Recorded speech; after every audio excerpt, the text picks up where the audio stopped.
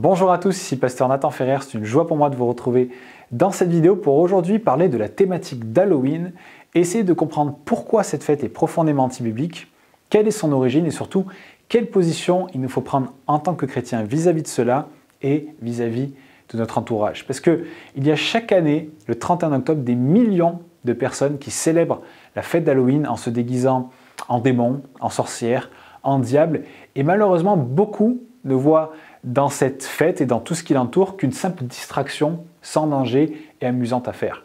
On déguise les enfants, on les envoie faire du porte-à-porte, demander des bonbons, ils sont dans la joie, ils se réjouissent et tout ça est sous le thème d'un peu la rigolade, mais pour autant, eh bien, lors de cette fête, on banalise l'horreur, on banalise un folklore, on met en avant un folklore qui est profondément démoniaque et qui est en apparence inoffensif mais qui est bel et bien réel parce qu'il y a un véritable impact dans le monde spirituel lors de cette fête mais également un impact dans la vie de ceux et celles qui célèbrent la mort et célèbrent les démons comme une chose dont il ne faut pas avoir peur et dont il faut se réjouir. Et j'aimerais dès à présent commencer par appuyer une vérité très importante, c'est que nous vivons dans un monde où le diable veut sans arrêt aveugler les consciences et mettre en avant des compromis dans nos vies comme si c'était quelque chose de normal. Et pourtant, derrière cette fête d'Halloween, son folklore, son côté un petit peu joyeux, se cache un sens qui est beaucoup plus profond qu'il n'y paraît. Et pour comprendre cela, il faut revenir à l'origine, comprendre quelle est l'origine de cette fête. Et c'est très important de comprendre cela, mes amis, parce que nous ne pouvons pas prendre des positions, faire des choix dans nos vies devant le Seigneur pour des choses que nous ne comprenons pas. C'est pour ça qu'on va s'attarder sur l'origine et surtout sur la parole de Dieu pour prendre des bonnes positions et comprendre surtout pourquoi nous les avons prises. Alors pour comprendre l'origine de cette fête, il faut déjà comprendre le mot Halloween qui vient de la fête de tous les saints, la fête de la Toussaint, que l'on célèbre le 1er novembre et qui commémore tous les saints dont un jour n'a pas été assigné dans le calendrier catholique romain. Et la veille de la Toussaint était appelée All Hallows Eve, c'est-à-dire Halloween, qui est la veille de tous les saints. Et selon plusieurs encyclopédies, en particulier l'encyclopédie Britannica, on voit que l'origine d'Halloween prend racine dans la culture celtique et remonte à plus de 2 millénaires en arrière. Et chez ces peuples, l'année ne se terminait pas comme nous le 31 décembre, mais le 31 octobre. Et on appelait la dernière nuit la nuit de Samhain, qui est le dieu des morts. Et les âmes des morts, lors de cette nuit, étaient supposées revisiter leur maison. Et en ce jour, la fête a acquis comme une signification assez sinistre avec les fantômes, les démons, les lutins, les fées et toutes sortes d'autres personnages démoniaques desquels on disait qu'ils erraient dans les alentours et rendaient visite aux vivants. Et c'était finalement le moment où le monde spirituel rencontrait le monde naturel. Et à ce moment-là, il nous est dit que les druides, qui étaient des prêtres, allaient de maison en maison en demandant de la nourriture pour les offrandes aux divinités, mais également pour eux-mêmes. Et en cas de refus, lorsque les personnes ne voulaient pas donner de la nourriture parce qu'ils n'en avaient pas ou ne voulaient pas, ces prêtres, ces druides, proféraient des malédictions de mort sur les familles, sur les maisons, d'où le fameux trick or treat, qui signifie tout simplement malédiction ou cadeau, ou en clair, une offrande, ou sinon, il y a la malédiction qui va tomber sur vous. Et les druides portaient avec eux un grand navet qu'ils avaient creusé à l'intérieur au couteau, essayer de former des visages un petit peu sinistres sur le devant pour représenter l'esprit démoniaque qui les guidait et dont ils dépendaient pour s'éclairer, pour aller de maison en maison.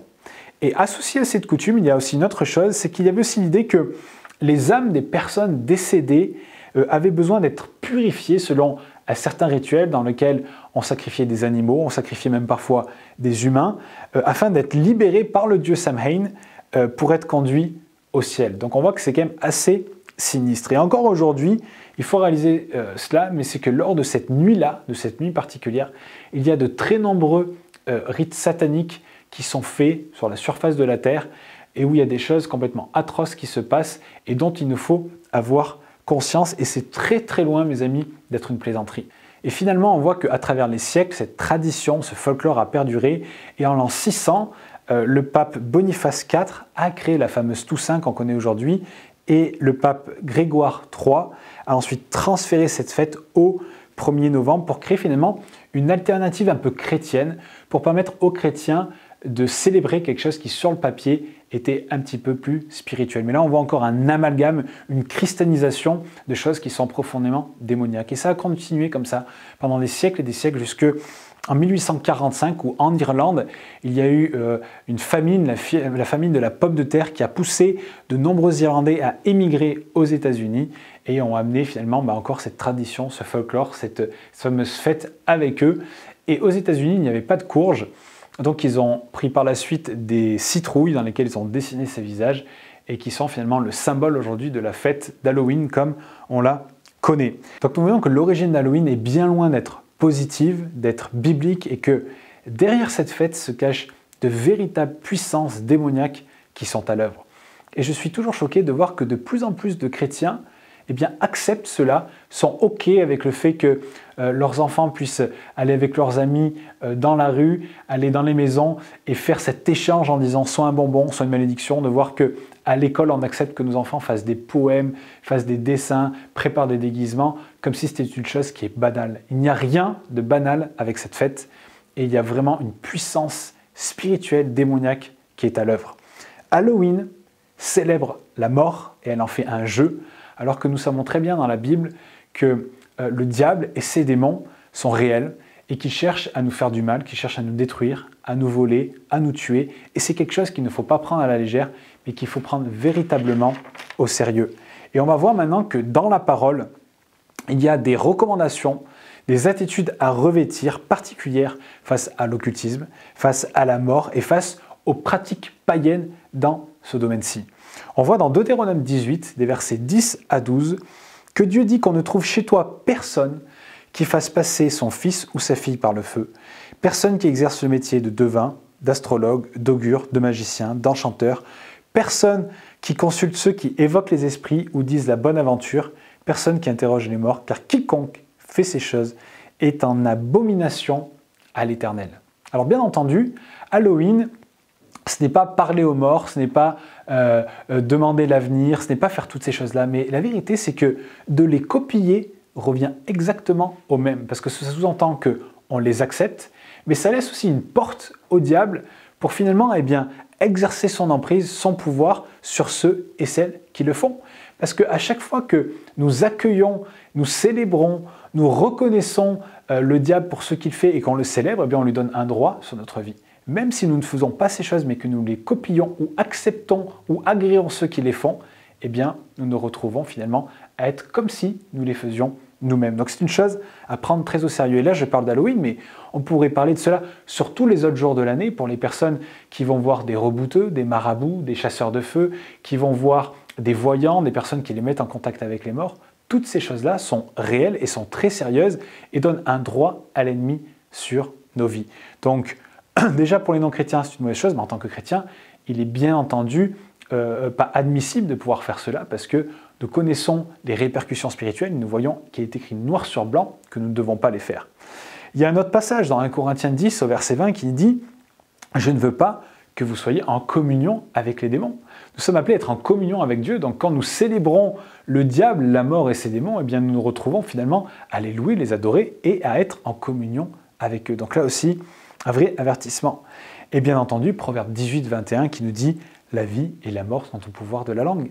Lorsque nous allons chez les gens et que nous disons un bonbon ou une malédiction, ou que nous accompagnons nos enfants pour le faire, finalement, nous maudissons les gens. C'est quelque chose de sérieux. Est-ce qu'on vraiment on réalise la portée des paroles qui sont prononcées, la portée de ce que nous disons dans le monde spirituel? Là aussi, c'est quelque chose de très sérieux. Et j'aimerais vous dire aujourd'hui que si vous avez reçu des enfants chez vous, des gens chez vous qui vous ont dit ces choses-là, il vous faut prendre autorité dans le nom de Jésus et briser les malédictions qui ont pu être prononcées à votre égard. C'est quelque chose de sérieux. Dieu nous a donné le pouvoir au travers du nom de Jésus. Alors vraiment, tout simplement dire au nom de Jésus, je brise cette malédiction sur ma vie et j'ai le sang de Jésus qui est sur moi qui me protège. C'est une chose importante.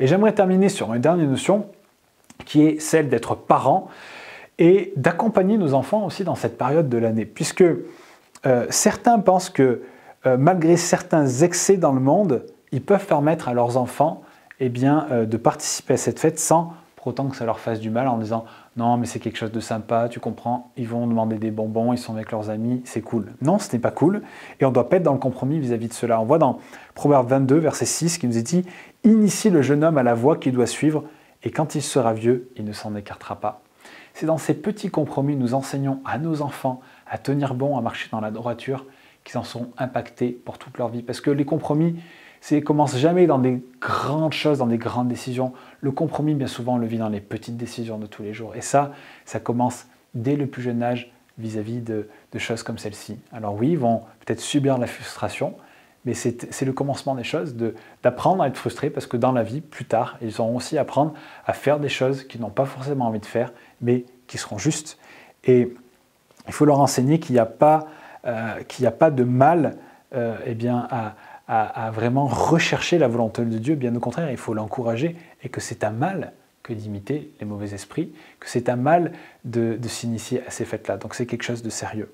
Et pour terminer, j'aimerais tout simplement conclure en disant qu'il est évident, en tout cas si vous ne l'avez pas encore compris après tout ce que je vous ai dit, mais qu'il est évident pour des chrétiens de ne pas participer à cette fête, de vraiment nous tenir à l'écart de cela. Éphésiens 5,11 nous dit de prendre point part aux œuvres infructueuses des ténèbres, mais de plutôt les condamner. C'est des choses qui nous font condamner, qu'il nous faut refuser et ne pas accepter non seulement sous notre toit, mais finalement même dans la vie de nos bien-aimés, de ceux que nous connaissons. Et là, j'aimerais apporter une dernière notion, mais il nous faut, en tant que chrétiens, avoir un témoignage vis-à-vis de cela et j'ai envie de dire, avertir nos proches sans les juger, ça c'est très important, sans les juger, mais avertir nos amis, avertir nos enseignants, les enseignants de nos enfants, en leur disant, en tant que chrétiens, nous on croit que ce n'est pas une fête qui est si banale que ça, ce n'est pas une fête qui est bonne enfant et qui a derrière cela vraiment des choses réelles qui sont à l'œuvre et nous on ne veut pas participer à cela et on vous encourage à faire de même.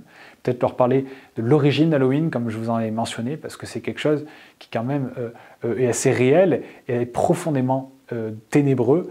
Et donc, il faut amener les gens à prendre conscience de cela, que cette fête, ce n'est pas une rigolade, mais qu'il y a derrière cela de vraies puissances qui sont à l'œuvre. Alors, j'aimerais terminer sur ce verset dans 3 Jean, chapitre 1, verset 11. « Bien-aimés, n'imite pas le mal, mais le bien. Celui qui fait le bien est de Dieu, celui qui fait le mal n'a point vu Dieu. » Et ça s'adresse à chacun d'entre nous. Alors, faisons le bien et agissons avec droiture, sans compromis pour nous-mêmes, pour notre famille vis-à-vis de cette fête d'Halloween qu'il nous faut refuser et qui est profondément mauvaise pour nos vies et qui est profondément démoniaque. Et le diable se régale de cela, se régale de voir que des personnes acceptent, rigolent de cela comme si ce n'était rien. Parce que mes amis, ce n'est pas rien et c'est une chose à prendre très au sérieux. J'espère en tout cas que vous avez été encouragés, que ça a pu vous éclaircir. N'hésitez pas à liker, à commenter et surtout à partager cette vidéo autour de vous. Je vous dis à très bientôt.